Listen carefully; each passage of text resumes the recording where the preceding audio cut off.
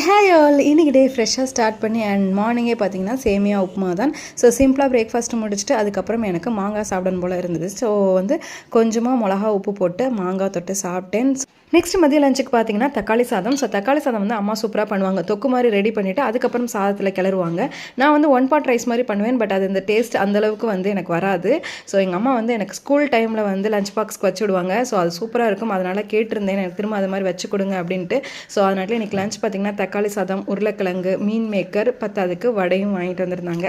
தக்காளி சாதத்துக்கும் பருப்பு வடைக்கும் செம காம்பினேஷனாக இருந்துச்சு. வடகம் வச்சாலும் சூப்பராக இருக்கும். ஸோ அன்றைக்கி சூப்பராக லஞ்ச் சாப்பிட்டு முடிச்சாச்சு. நெக்ஸ்ட்டு பார்த்திங்க அப்படின்னா சிம்பிளாக பிளெயினாக வெங்காயம் தக்காளி வச்ச ஒரு குருமா தான் இது. இட்லி, சப்பாத்தி, தோசை எதுக்குனாலுமே சூப்பர் காம்பினேஷனாக இருக்கும்.